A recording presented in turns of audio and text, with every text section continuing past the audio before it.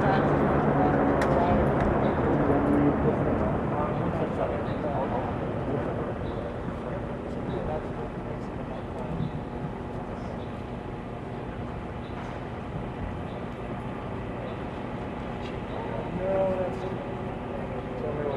all ready. You guys ready? Okay. All right. I'll just jump right in. Well, good afternoon, everybody, and thank you again for the opportunity to update you on some of the work we're doing here in the state of California to keep people healthy and also keep people safe. We're here at one of the Air Force bases here in Northern California. Behind me, you'll see a brand new Black Hawk helicopter that was procured recently by CAL FIRE. We're very pleased to have this new equipment not only here today, but it demonstrably is part of an effort to upgrade and improve our delivery system, our capacity to mitigate, prevent, and suppress wildfires here in the state of California. I don't need to remind anybody that lives in the state of California of the wildfire season getting extended year in and year out. I don't need to remind anybody that was impacted directly or indirectly by the 628 fires that we had just last week here in the state of California about the seriousness and resolve to which we place on making sure that we are prepared for every wildfire season. As we enter into July, August, September, extending into October, and as has become the norm now, not the exception, even November, we refer to this time of season peak wildfire season. We have had to date, at least through July 5th of this year, from January to July 5th, some 4,112 wildfires. That represents a significant increase over last year. In fact, last year there were 2,580 wildfires. 4,112, 2,580, is the average that we experience on an annual basis.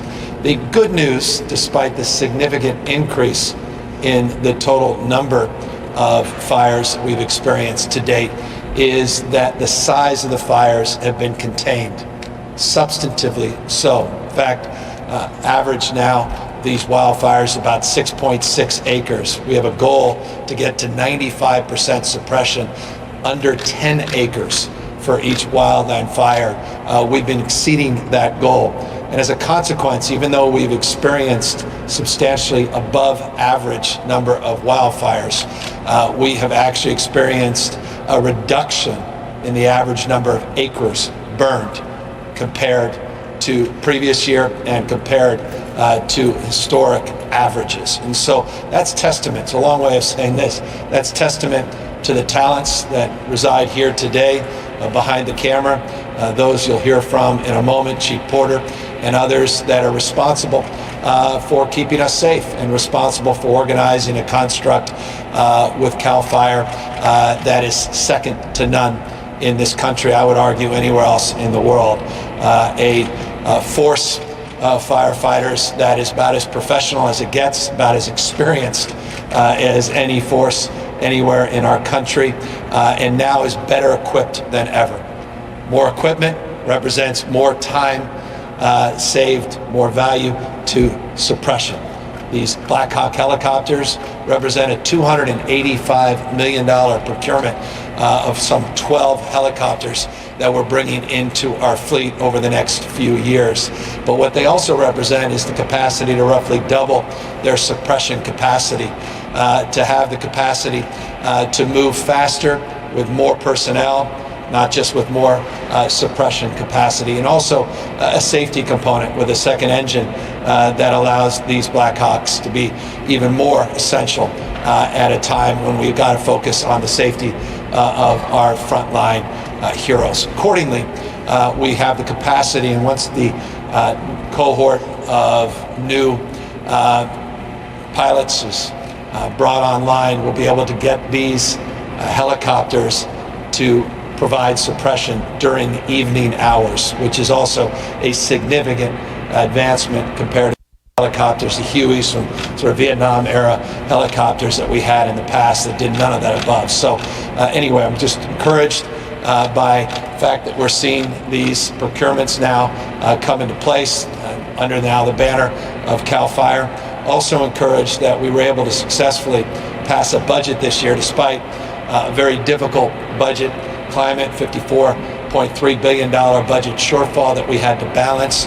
We were still able to make investments, not just the $285 million for the Blackhawks that I referenced, but also made investments, $130 million in new investments from communication equipment, made investments on new cameras, over $5 million for 108 wildfire cameras, which are incredibly important and advantageous in terms of being able to identify early some of the sparks as it relates to new fires. We were able to get just shy of $25 million for what we refer to as an innovation sprint for new technologies.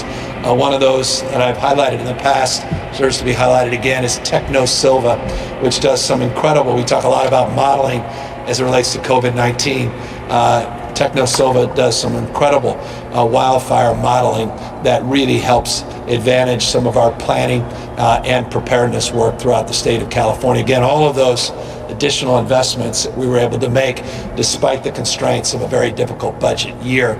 One of the more important, though, investments we made was an $85.6 million investment to provide a new permanent workforce for CAL FIRE. We're adding an additional 172 members, full-time equivalent staff to our team.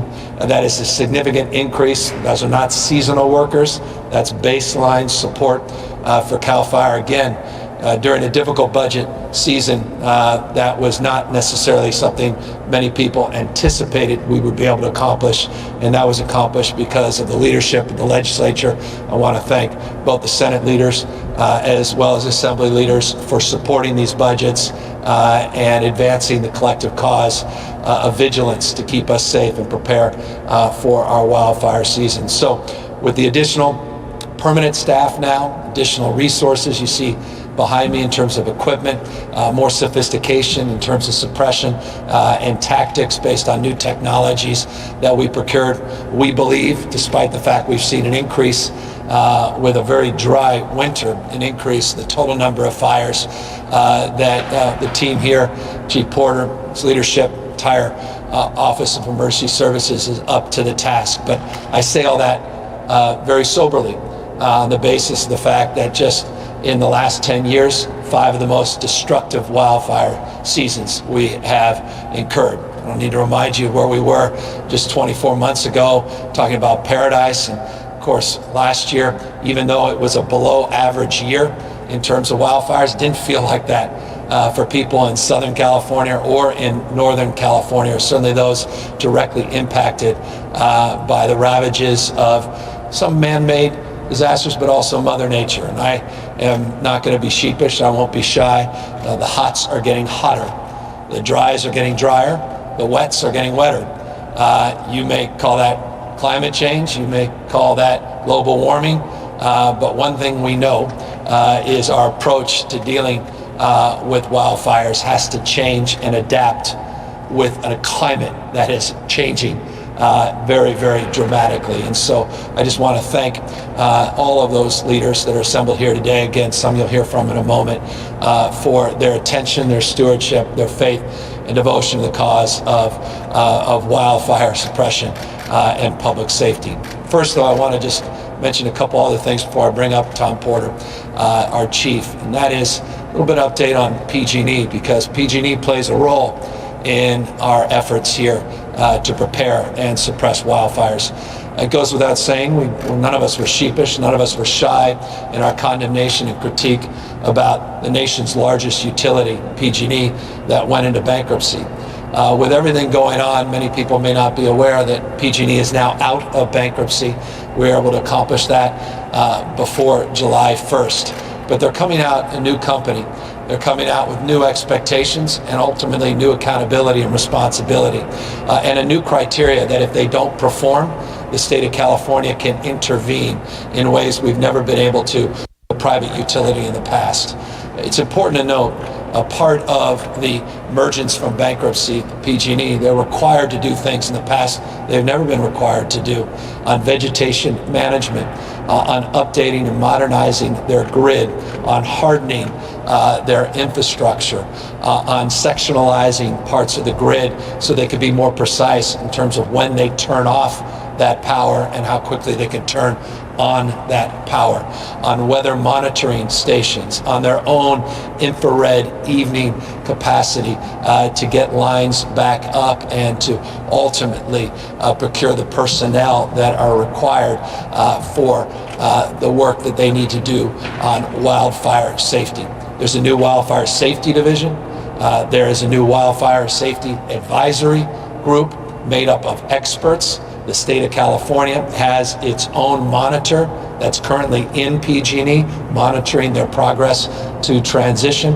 There's a $5 billion obligation that PG&E has to invest, and utilities broadly to invest in hardening their infrastructure, undergrounding wires, and that is a requirement that does not come with a profit attachment, meaning those of you watching don't have to pay the costs associated with the return on the investment of that size that they have in the past typically sought. We have much more aggressive oversight at the Public Utilities Commission, which is the authority that oversees our 3 large IOUs, our investor-owned utilities, including PG&E. And there's a framework of engagement with a new board of directors. 11 of the 14 members of the PG&E board have been replaced with a new board, a new CEO. All have started with different skill sets and different obligations. As I said a moment ago, just on the PG&E front, we also have a new capacity because of the leadership of, Jerry Hill, among many others. I want to appreciate Senator Hill in particular, though, for his leadership, getting to me just a week or so ago a bill that allows us to take PG&E over if they are not performing on the expectations and the mandates that we have set forward. We have graduated sanctions, graduated oversight, and the capacity to break glass, what we refer to as Plan B, if they simply are not doing their job. So we are about safe, reliable, and affordable service, more oversight, more accountability, more capacity to deliver. I'm not going to overpromise, however, just on the PG&E front, that everything is going to change overnight. It took us decades for PG&E to create the mess that they created, where they ended up in bankruptcy for the second time in the last decade plus. None of us, again, are naive about what they need to accomplish moving forward, but we've never had a criteria, we've never had conditions set, we've never been able to bracket our expectations and have real oversight and accountability than we do today. And so let's work through this year. Let's continue to hold that company accountable with new energy, new focus, and new leadership. Work over the next few years to continue to double down on these investments, both from the utility side as well as from CAL FIRE and our broader Office of Emergency Service, to get California the place where you deserve it to be, even as we address the issues of climate change. And so that was a framework to which I wanted to begin my presentation here today. I, of course, will be doing an update on COVID, but there is a COVID connection to the announcements we're making here today as well. And so I'm going to ask not only Tom Porter, Chief of CAL FIRE, to come up, talk a little bit about how he's preparing for the wildfire season, but also ask Director Ghilarducci at Office of Emergency Service, because one thing we recognize is if we're going to count on our frontline employees and make these kind of investments by increasing our firefighting workforce, we got to keep them safe. We got to keep these environments COVID-free.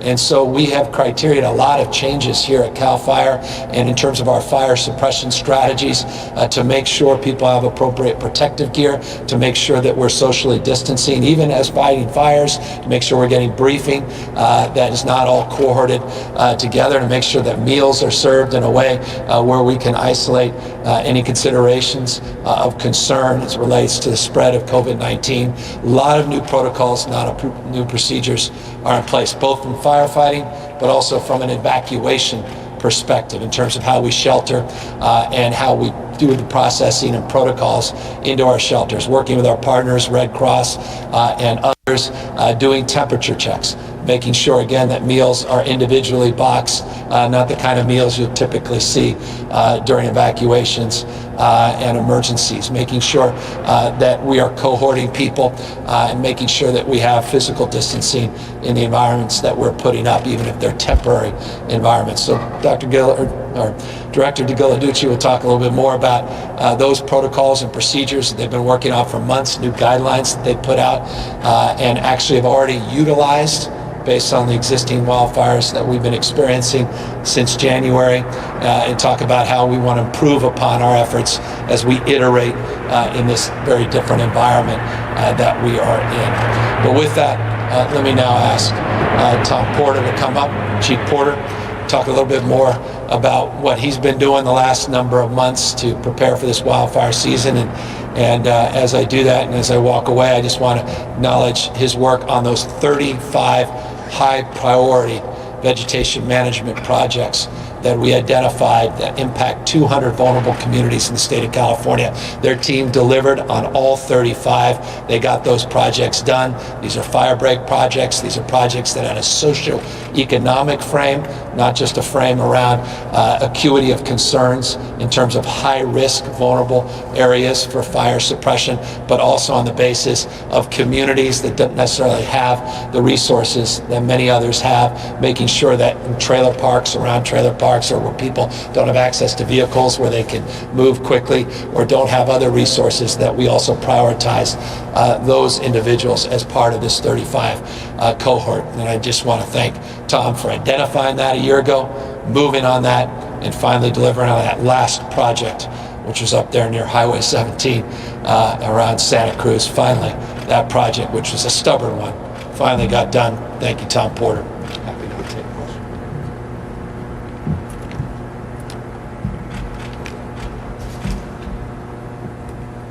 Well, thank you, Governor, and thank you for all the recognition. And it goes without saying that the troops on the ground are the ones that really make this all happen. That is a mix of CAL FIRE, Forest Service, BLM, other DOI, Department of Interior agencies, as well as our local government partners that are there every single day putting these fires out and keeping them small, as Governor mentioned. So I wanted to start out with kind of what we're looking at. We are now at the point of turning the corner. We are in peak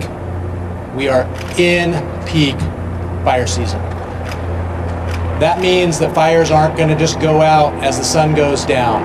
They're going to start burning through the night. They're going to start burning into the chaparral or brush-covered landscape. They're going to start burning into the forest. This is the time of year where fires start to get bigger and more difficult to control.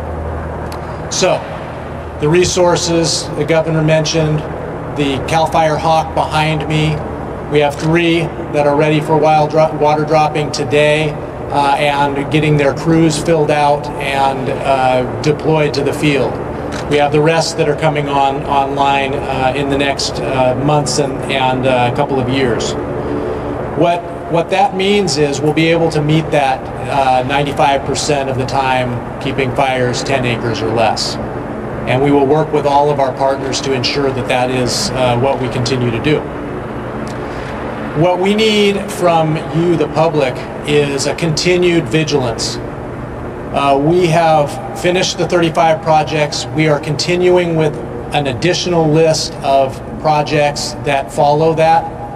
And we are not going to forget that we need to come back and maintain the 35 projects. So this is an ongoing commitment to you, the public, that we will maintain and look to further that effort that was undertaken in the last year. But we need you also to be vigilant. Identify fires early, call them in. The cameras work great, but sometimes the phone is faster. So call in fires. Note suspicious activity. Just in this calendar year, just 2020, we have already arrested. This is only CAL FIRE law enforcement has already arrested 45 arsonists. 45 just in the 7-month period that we're currently in for this year. That is because of tips that come from you, the public. We need to have that information. And then as we start to respond to fires and there are evacuations, there's already been evacuations here and there on some of the smaller fires that we've had thus far. Public is starting to see how those are going to go. Director Ghilarducci will give more detail about that. We need you as the public to wear your mask. Your mask is what's going to keep you safe from infections coming into your community, as well as keep our firefighters and emergency responders safe from taking infection out into their population. We really need you to wear the masks, and we're all wearing masks here today. That is my expectation, that my firefighters are doing the same, and that you, the public, are helping us with that messaging. So we will continue to commit to aggressive initial attack. That is the point in time when we can reduce the impact to wildland fire to the greatest extent. If we can keep fires small, we will do everything in our power to do so. That will reduce the impact on the population, on health, and everything that goes along with it. It'll save budget as well. So what you'll hear is me calling for now painting small fires. We need to put as much retardant on the ground around wildfires as possible, as quickly as possible, in order to keep fires small. Retardant keeps fires small by allowing the time to get fire crews in and cut line around. That is absolutely important. It needs to happen on every single fire, regardless of jurisdiction. We will make it happen. We have the air fleet to do so. With that, I'm going to circle back. Our mutual aid partnership here in California is something that the world aspires to. There isn't any place on earth that has the capabilities that are brought together by our community of local government, federal government, and state government working together seamlessly to keep fires small, but when fires get big, to wrap around and make sure that the fire is taken care of as well as the public. With that, I'm going to turn the mic to Director Ghilarducci. Thank you.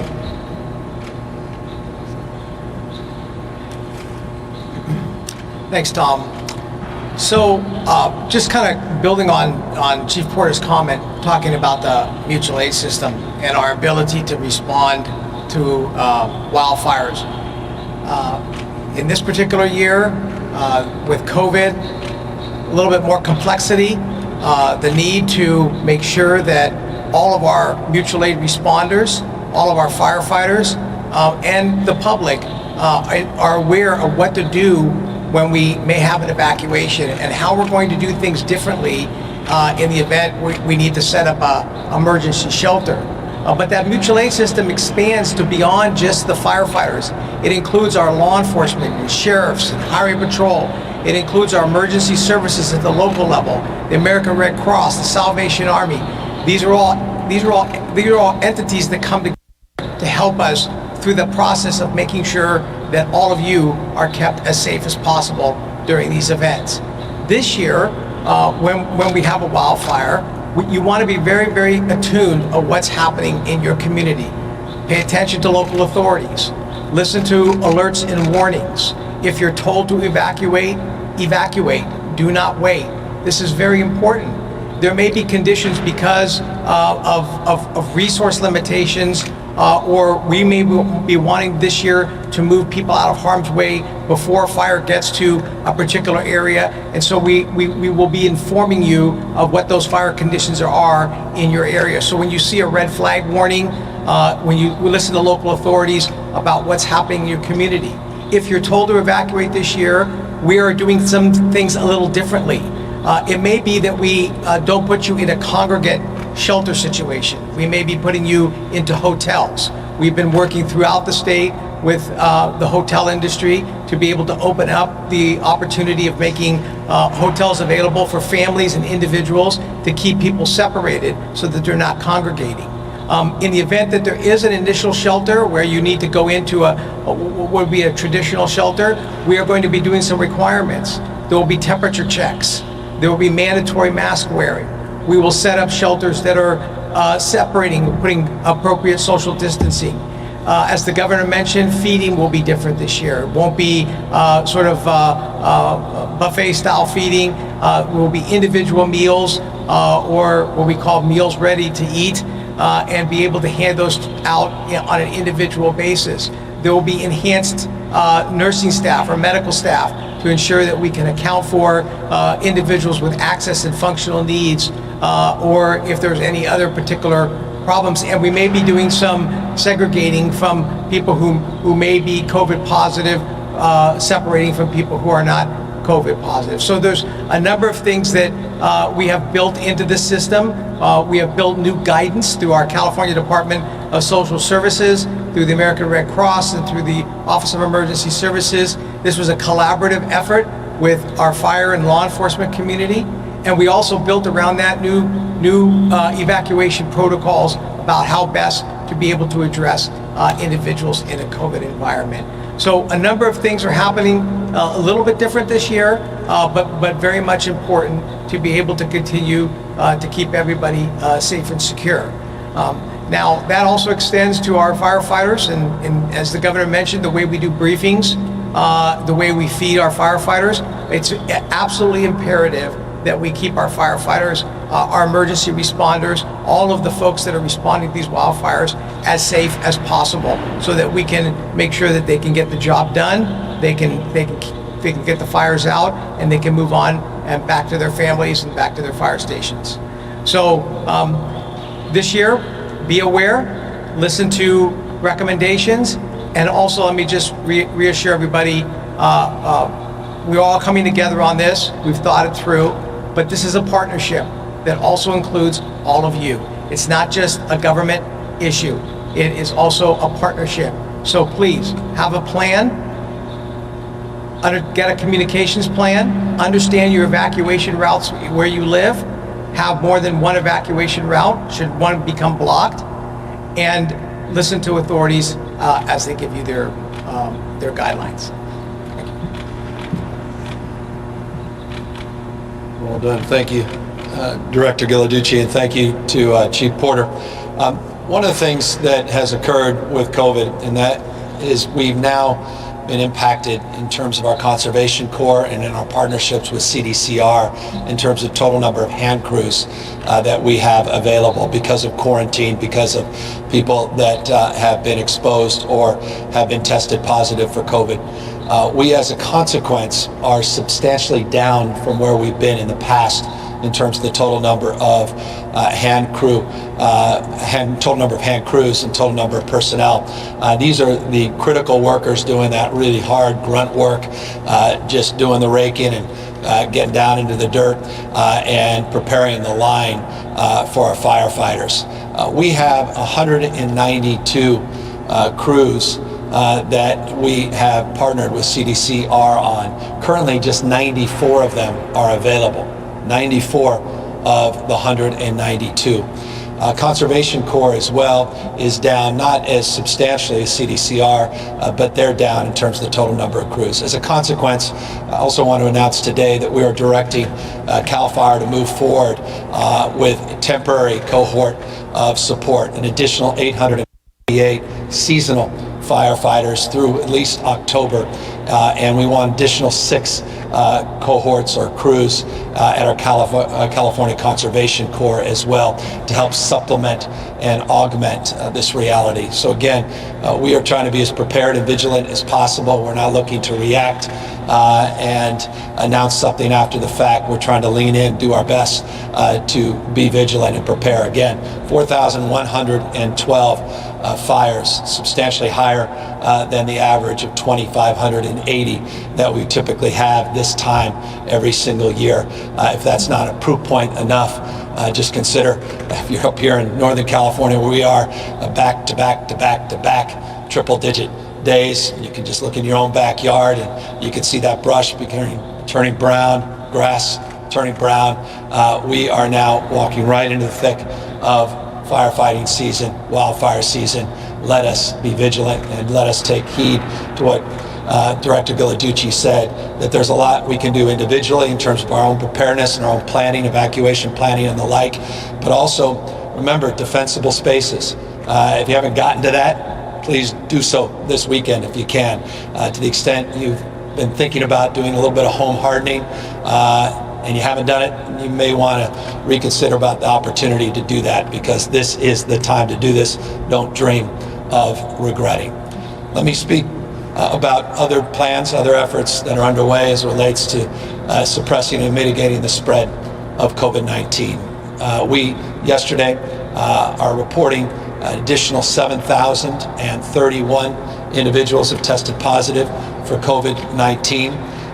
When you look at the 7-day average, and increasingly, I hope we can begin to focus on the 7-day average, as the day-to-day doesn't always give you a real sense of where the trend lines are. It's a more episodic number. But when you look at the 7-day average, we currently have 8,043 positives that we've averaged over a 7-day period. 7,031 in the last reporting day, 8,043, which is the rolling 7-day average. Speaking of 7-day average, we have a 14-day positivity rate that we share with you often. The slides, if any of you tuned into our slide presentations, the 7-day average as well. Both the 14-day positivity rate in the state of California and the 7-day positivity rate in the state of California are at 7.3%. 7.3% positivity rate, both 14 and 7-day average in the state of California. We have lost over a 7-day period. We've averaged 73 lives lost in the state of California, 73 a day. We talked about this on Monday. We saw a weekend where we were down to 6, 20, Saturday 6 on a Sunday. And there's a little bit of lag in some respects on reporting. We had a few folks come in from San Bernardino last night, reports come in from San Bernardino as an example, where they were at 0 and all of a sudden at 21. There may be some reporting questions there, and that's why I think this 7-day average is really where I want to focus our efforts. Consequence, when you just look at that one day, it was 149 that were reported yesterday. But I want folks to take a look at some of the reports that came in from some of these counties. I think it's really more responsible for all of us to share the 7-day average and not focus on 6 one day and 149 a week later. Devastating, each and every one of those 6. More devastating to even contemplate what families are going through, those 149 families that have lost a loved one and what they're dealing with as it relates to a loss of someone near and dear. And it's just a reminder, my gosh, what more reminder do you need? Not only in terms of the spread, transmission of this virus, the ubiquity of this virus, not only throughout the state of California, but increasingly all across this country. But the mortality rates are still front and center and should be in your consciousness. For those that just think that now people are getting it, no one's dying, that is very misleading. In fact, it's fundamentally untrue. And California's numbers that we're reporting over a 7-day period, averaging 73, 149 yesterday, are testament to that point, how deadly and devastating this disease continues to be in the state of California, and how incredibly important and essential it is that you wear face masks, face coverings, practice physical distancing, wash your hands, practice a kind of hygiene and sanitation that hopefully by now we've all been accustomed to since the beginning of this pandemic. So that's an update. Briefly, I want to just update you. To the extent we had slides, I'd be presenting hospitalization numbers and ICU numbers. Again, proving the episodic nature, day-to-day nature of some of these things. Our hospitalization numbers went up modestly yesterday, 0.4%, and our ICU numbers actually went down yesterday, 0.1%.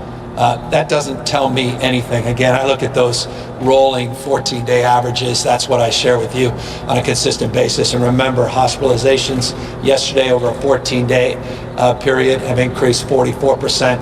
ICUs had increased yesterday by 34%. So just because they went down marginally yesterday isn't of itself a trend line and shouldn't in and of itself be a headline either. So that's the hospitalizations, ICUs, deaths. Total number of new positive cases, rolling averages, were experienced over a 14-day period.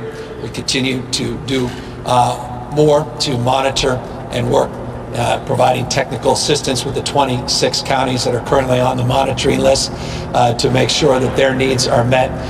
And I will, in closing, before we open up to questions, just highlight Tulare County, Imperial County, LA County, Kings County continue to be areas of disproportionate focus for our team as it relates to the current trajectory of the virus in those communities and current capacity to meet the needs in those counties. And so with that, let me happily answer any questions you may have.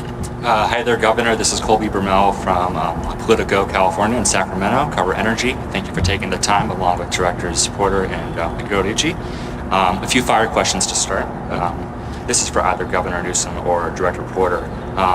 Will regular and/or inmate fire crews ever be at full strength this season? And how important are inmate fire crews to California's overall firefighting effort and throughout the West? Yeah, I'll have we've had a partnership since the late 1940s with CDCR and the state as it relates to these hand crews. It goes back decades.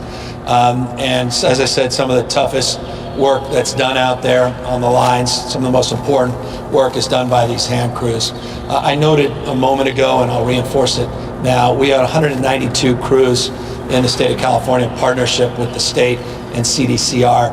We're down to 94 of those 192 that are quote-unquote active, and that's why we have some urgency to provide some supplemental support in terms of seasonal firefighters and address the need to do the same with our Conservation Corps members as well.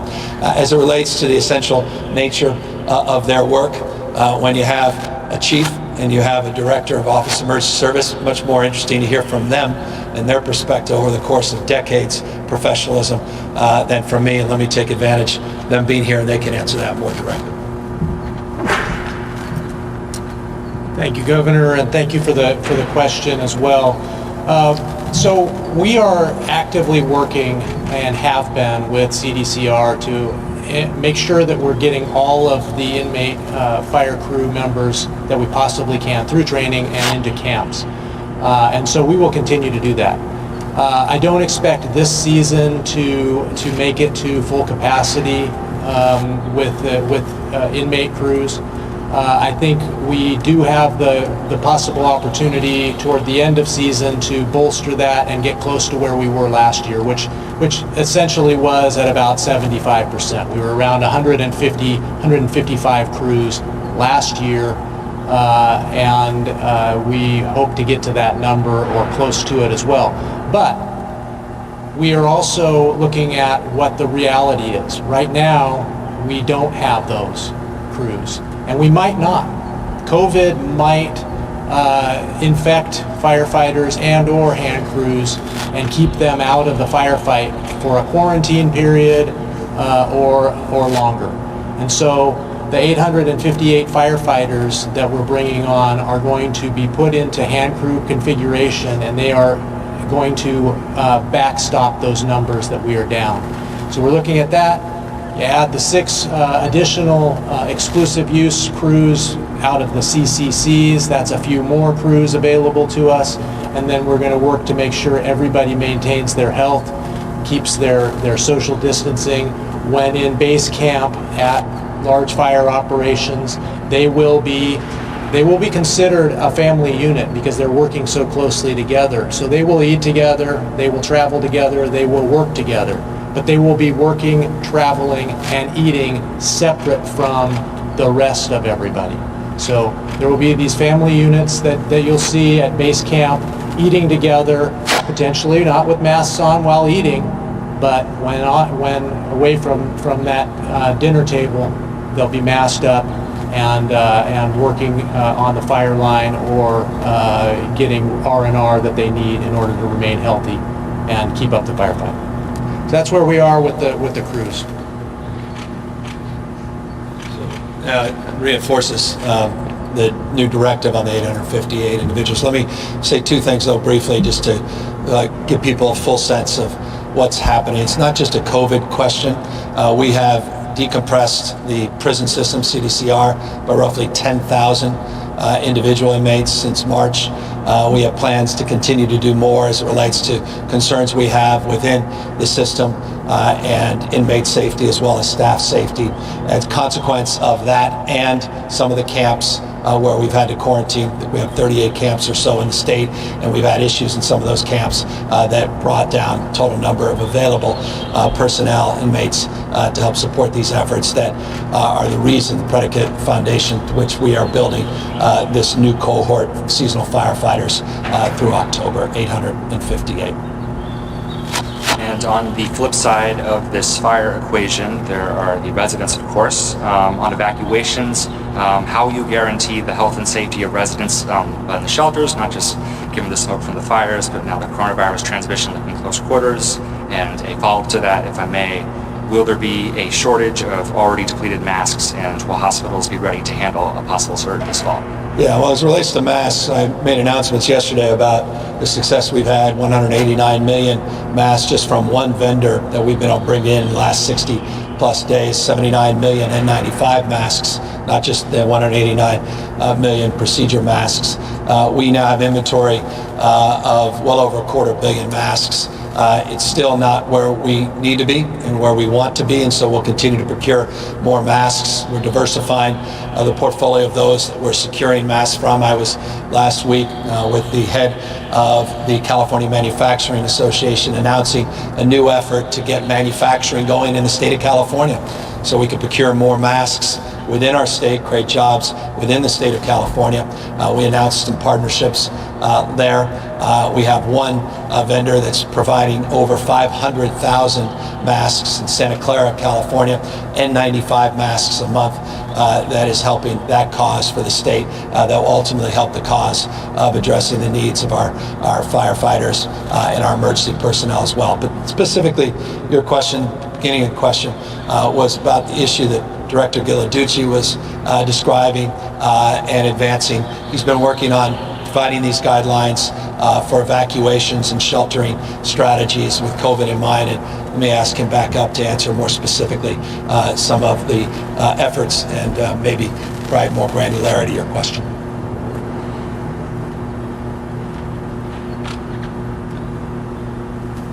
So thanks for the question, and I think it really speaks to what we originally talked about different protocols that have been put in place with regards to how we're going to do sheltering this year during the COVID. Look, all of the shelters through the new protocols and procedures that we put in place we're considering the COVID protocols for sheltering, designed to ensure that again, if we're going to be doing congregate sheltering, those shelters are going to be made sure that they are segregated appropriately so that either we're separating positive COVID folks from negative COVID folks. We're going to cohort families, keeping family units together. There will be deep cleaning that will be taking place. Temperature checks will be occurring at these shelters as you come in and get registered. There will be thermometers and other kinds of medical procedures that are in place. There will be ensuring that feeding is done in a much more safe and secure manner so that it's specific meals provided for each individual person. Now, that's in the event that we are in a congregate sheltering situation. The other piece that we talked about earlier is utilizing hotels, being able to then provide support services, wraparound services at those hotels. We've been working with the Cal State University system, the community college system, as well as UC in the event that we need to use dormitories, expand the use of facilities, and we have our fairgrounds that we could build out as well. So there are a number of things that we've actually put in place, but let's be clear. There's nothing extremely linear about this. This is always working through the circumstances and the conditions of a particular fire or a particular community will dictate a lot about how we're responding to this. But these are the protocols that we've been putting in place, and we've already used them on at least 3 or 4 fires that we've had in the state, and we've tested the protocols, and we found that the protocols are working very well. Thanks. Governor Newsom, you just discussed that you're doing some more work on the continued decompression of prisons. Just wanted to get like a status update on that, and just wanted to find out like where these inmates are going, and if you have the authority to even mandate these early releases. Well, we exercise the authority that's afforded us, and I say us because it's a collaborative effort with a federal receiver. I think it's important, people that are not familiar with the state of California and CDCR, our California Department of Corrections and Rehabilitation, that in 2006, the health needs of our prisoners were not being met, and as a consequence, a federal receiver took over the healthcare delivery within the system. That's been in place since 2006.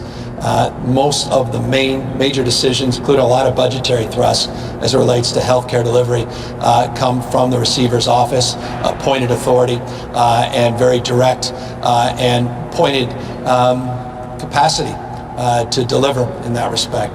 So we are working with the receiver, we're working with plaintiffs, as well as federal judges that are involved in this case. I visited one of the prisons just 48 hours or so ago with the federal judge to have firsthand opportunity to engage with him, dialogue about specific conditions in one of our other prison facilities.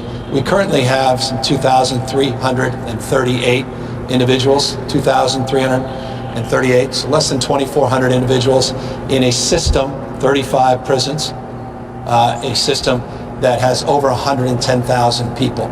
2,400 is too many, but I want to put it in perspective what we're up against. We've had flare-ups in many prisons, from Chino to Lancaster, Chuckawalla, other Avenal prisons, where we were able to work very aggressively and collaboratively with the receiver's office, with the plaintiff's attorneys, and with our partners, both Department of Public Health as well as within CDCR, to address some of those outbreaks, and we're making some progress. Again, one case is too many in corrections. The biggest concern remains San Quentin Prison. 1,314 individuals, at least as of noon today, are tested positive in San Quentin. We are working collaboratively with the receiver, federal judge, many others, to decompress that system. On March 1st in San Quentin, we had 4,051 individuals that were in that prison.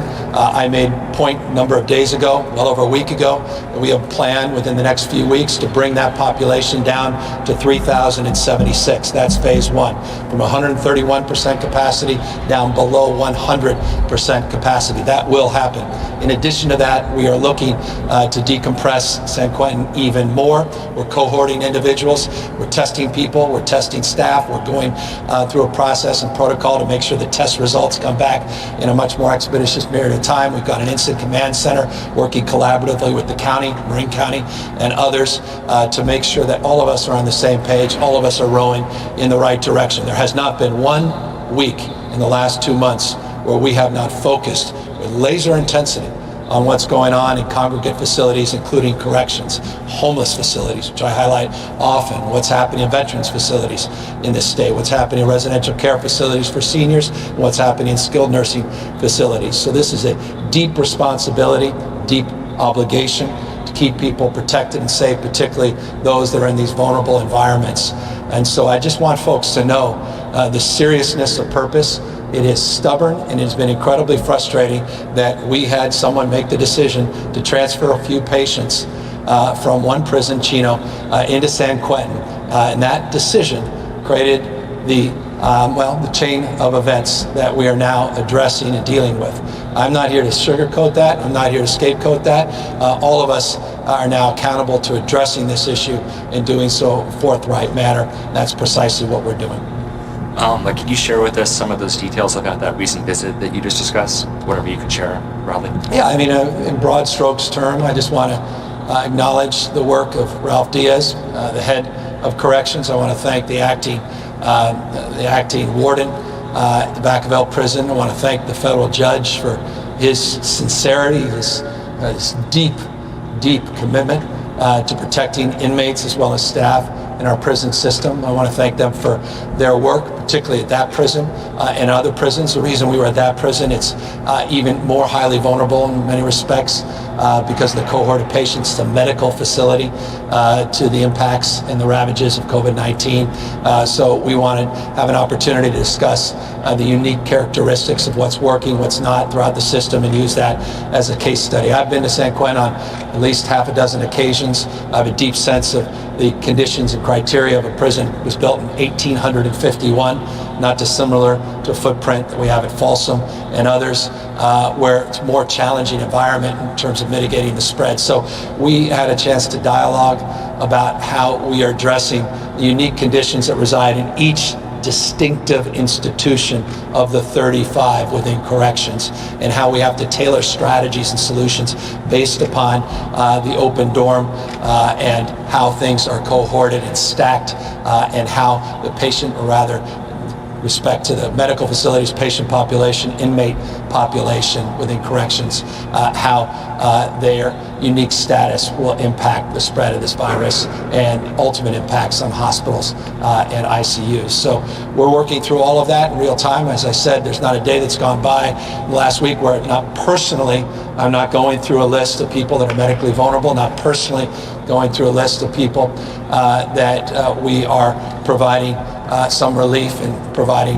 guidance for probation, parole, in order to move out into the community. But I want to make this point, forgive the long-windedness in this response, it deserves of response. That is, what I can't do is release people to the streets and sidewalks and the parks and benches and call that compassion. To do that, if you're in a medically vulnerable state in this economy with no family, to leave people out in the streets is not something that I will do.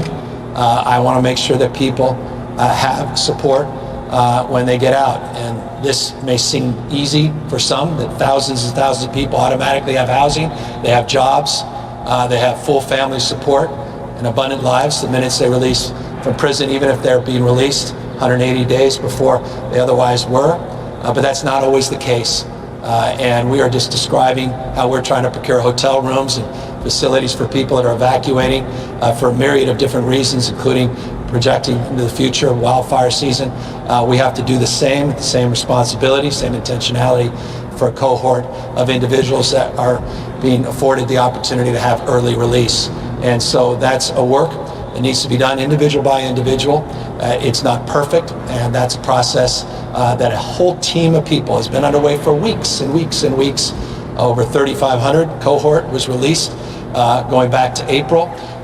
We have thousands more that are in the queue to be released moving into the next weeks and months. All of them require specific strategy, individualized efforts and supports, and that's what the entire probation parole process is all about.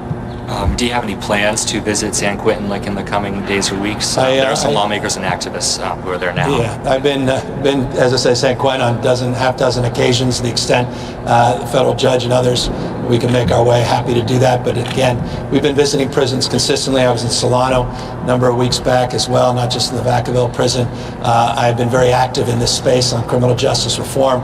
Active participant in a number of campaigns, Prop 36, 47, 57, Prop 64, which I led the effort as it relates to decriminalization of cannabis as a criminal justice reform issue.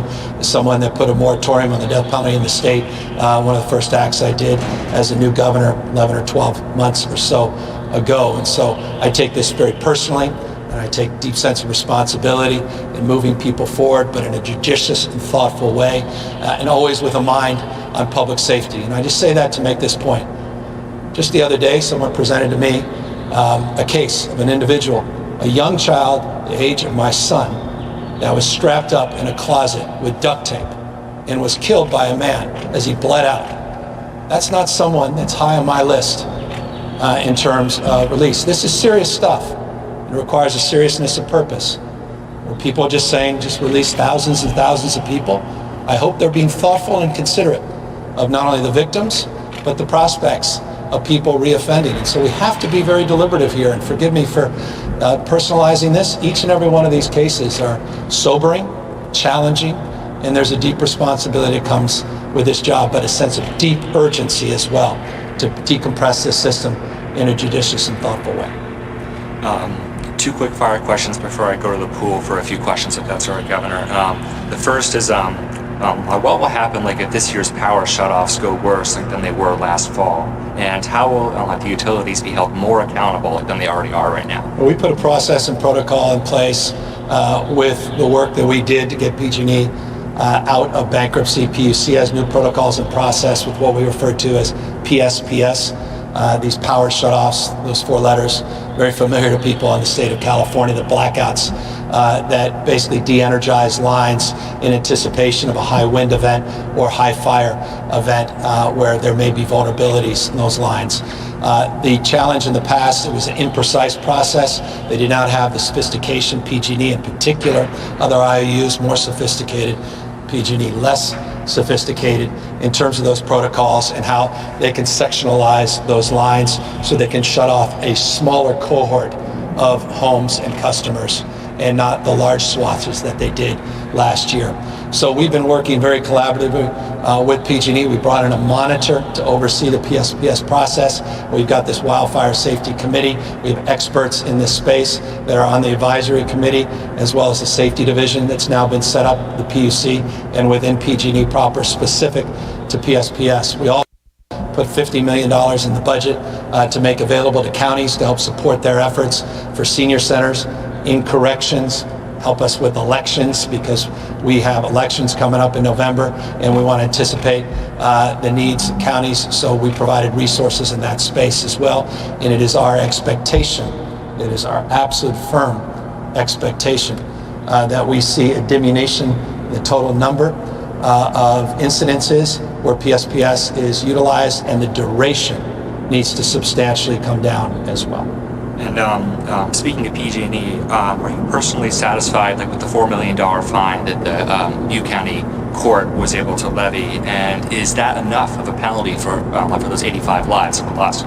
Yeah, I don't have the benefit of reading the proceedings. I've been fortunately not in a position to answer that kind of specificity that's warranted, as I didn't have a chance to read the briefs as it relates to that particular settlement. I will have avail that. A lot of priorities right now in front of us, including getting PG&E out of bankruptcy, preparing for wildfire season, making sure we're doing more, doing justice to those that are incarcerated, that are vulnerable, high medical risks to COVID-19, and addressing the spread of pandemic. I haven't had the opportunity to read the brief. Okay, thank you. And with several journalists have asked me to ask you that the CTA, California Teachers Association, yesterday said that the state schools are not ready to safely reopen, just as President Trump pressures reopening in the face of the pandemic. The state budget deal said that schools should reopen to the greatest extent possible.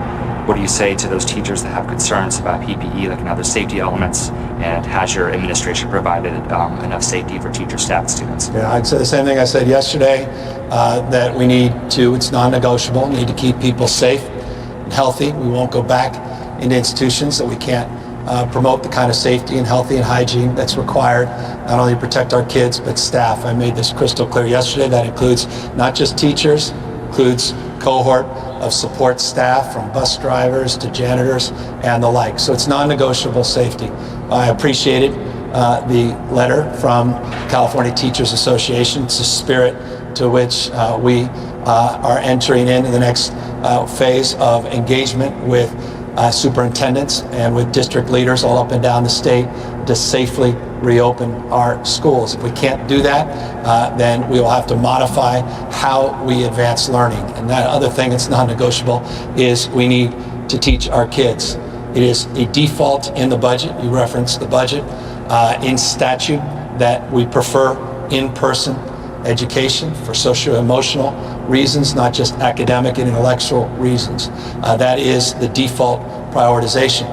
But when that cannot be afforded in a way that safely allows kids to cohort, safely allows kids and teachers to distance, safely allows people to have access to adequate supplies of PPE, the deep sanitation, and the work needs to be done around cafeterias, modifications on assemblies, PE, and the like, then we have made it clear in the language that we provided the legislature, supported by the legislature, that we have $5.3 billion in the budget to address learning loss, to address hybrid models of learning as it relates to the utilization of technology and making sure that we are doing the distance learning, that we're doing justice to distance learning in a way that's equitable for all kids, not just some kids. And but a quick question about schools as well and kind of the students' well-being. Do you support the total, like in full, like removal of police from schools? I put language in my budget, advanced language, to consider the fact that we have many schools in the state of California that are increasing their own police departments within the schools, decreasing the number of available counselors to deal with adolescent, not just physical health, but adolescent mental health. I find that rather curious, and as a consequence put language in the budget. It was supported broadly, though amended, by the legislature to advance a concerted effort to tackle this question, to ultimately be able to advance this question in a way that deserved. 1,000 plus school districts in the state. There may be appropriate need to have your own police department. May not be in other circumstances where you could have an MOU with your local authorities, or just disband same, put those dollars back in, invest them into the needs of kids in our classroom. And so that will be adjudicated and discussed with a task force that we've created, a work group that we have created in partnership with the Superintendent of Public Education, Tony Thurman, and I look forward to advancing that as we advanced it in the language in the budget that I signed last Monday, and will be advanced in discussions and dialogue over the course of the next number of months. I hear silence. One or two more questions. One more. I'm sorry, Well, that's I all was right. going to take advantage of that. No, I appreciate your time. You're always very helpful. Had a question from Christine Lazar at CBS2 Los Angeles. She wrote in that her inbox is always being flooded with emails from readers and viewers who haven't received their unemployment benefits, and they haven't been able to get on the phone with folks at EDD. What is being done right now to fix this? And but I know that there's being hiring done, but training takes months, and so I just wanted to hear what you would tell with these residents who are in jeopardy of losing their homes. A few thousand people have been retrained. A few thousand people have been moved over, temporary assignments, EDD, to deal with a historic backlog, historic number of applications. Some 6.3 million people have filed for unemployment and received it since just March 12th. Since March 15th, we now have distributed over $44.3 billion, $44.3 billion, including just last week, $3.5 billion was distributed through EDD. It's $3.5 billion, but it's not enough. We got to do more, we got to do better. I could sit here and lament about the fact that we had an antiquated system of technology that dates back, almost the time San Quentin was being built. That's a bit of a pejorative, but you get the drift. And the fact is, again, you own the experience, you own a resolve to focus in and learn lessons, fix things, and as we work through this surge, we'll have a chance to work with the legislature to advance the IT improvements, to advance the protocols and processes, which are really a big part of this, as well as a business process improvement that we have now underway at EDD, not just supplementing personnel, but looking at how we deliver this fundamental service. We're doing more text messages, we're doing more with automation, we're doing more, though, as well, to deal with those vexing cases, and I think those are the ones entering up in the email box of the questioner. And that is those vexing cases that are individualized, where someone was originally rejected and they're not getting a response as to why. It may have been an application that wasn't filled out appropriately, may have been some paperwork that still hadn't been presented. All those cases require individual case managers, and those can be very time consuming. No excuse. We have to do more and do better. And I can assure you, talking to my colleagues, other governors across the country, with one or two exceptions, and there may honestly just be one or two exceptions, everybody is struggling with this unprecedented moment in history, with the unprecedented historic number of claims that came in overnight. And all of us, at least those that I've talked to, are resolved to work together, share best practices to finally address this, so the next governors to come are never sitting here answering a question around EDD, 3 letters that have become almost synonymous, like 4 letters last year, PSPS.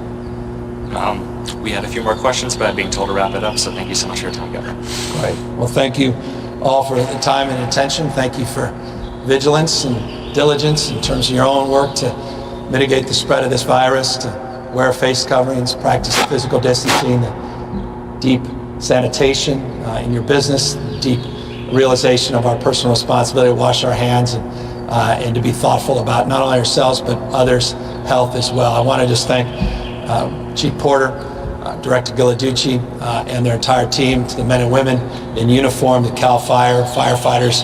Thank you for the work you've done. Thank you for what you have ahead of you over the course of the next few months. I want to encourage everybody in the same spirit of responsibility as it relates to mitigating the transmission of COVID-19 to see what we can do to mitigate the loss of lives and property by focusing on evacuation plans, focusing on the needs to do the kind of just work at the house to create some defensible space between yourself and some of the wild land and the interface that you may be residing in, and obviously do more to harden your home and protect yourselves, protect your loved one as we move into fire season, peak fire season, over the course of the next days, weeks, and months. So with that, take care, everybody.